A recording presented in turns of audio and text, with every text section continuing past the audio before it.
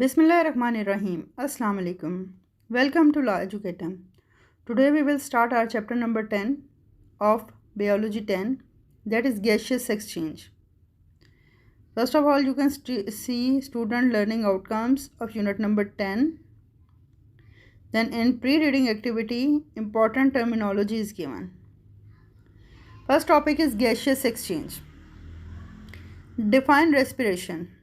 The process by which chemical energy in organic molecule is released by oxidation.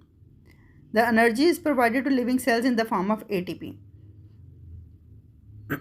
So basically the respiration is a process in which the chemical energy that is present in the organic molecules, mean glucose, is released by the process of oxidation. Glucose की oxidation होती है और oxidation के result के तौर पे chemical energy जो इसके अंदर होती है वो रिलीज़ होती है और ये एनर्जी प्रोवाइड होती है लिविंग सेल्स को एटीपी की फॉर्म में.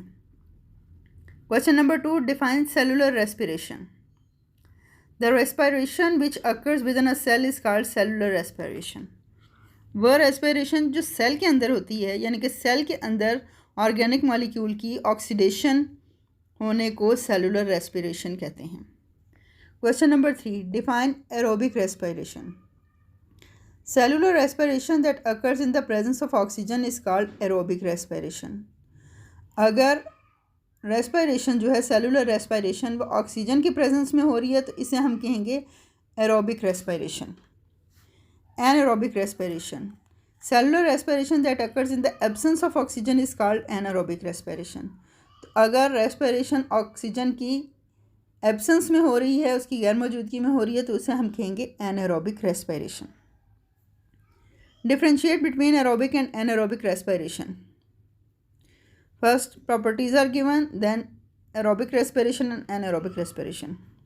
First property is presence of oxygen. In aerobic respiration oxygen present होती है, जबकि एनारोबिक रेस्पिरेशन में ऑक्सीजन प्रेजेंस नहीं होती. ऑक्सीजन की प्रेजेंस नहीं होती, वो एब्सेंट होती हैं. Number of ATP as net profit. Total end पे कितने एटीपी के मालिक्यूल्स हासिल होते हैं. एरोबिक रेस्पिरेशन में 36 मालिक्यूल्स और एनारोबिक रेस्पिरेशन में 2 मालिक्यूल्स ऑफ एनर्जी. इसका मतलब है कि एरोबिक रेस्पिरेशन में ज़्यादा एनर्जी प्रोड्यूस होती है as compare to anaerobic respiration. Final product. Aerobic respiration के फाइनल प्रोडक्ट्स कार्बन डाइऑक्साइड और वाटर हैं, जबकि एनारोबिक रेस्पिरेशन की फ़ाइनल प्रोडक्ट जो है वो लैक्टिक एसिड, एथेनॉल या और कार्बन डाइऑक्साइड है.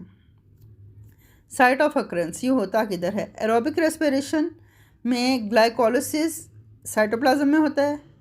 क्रेब्स साइकिल और इलेक्ट्रॉन ट्रांसपोर्ट चेन जो है वो माइटोकॉन्ड्रिया में होता है, जबकि एनारोबिक रेस्पिरेशन का पूरा प्रोसेस जो है वो साइटोप्लाज्म में होता है.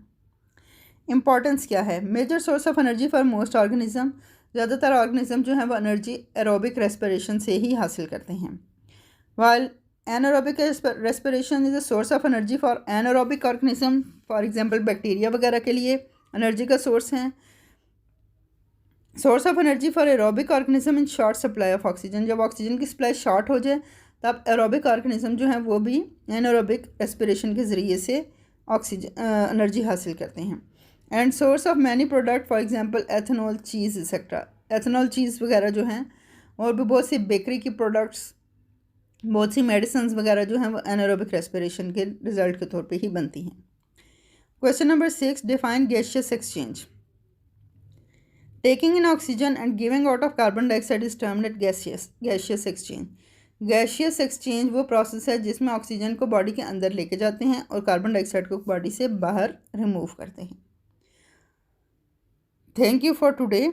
We will discuss next questions in next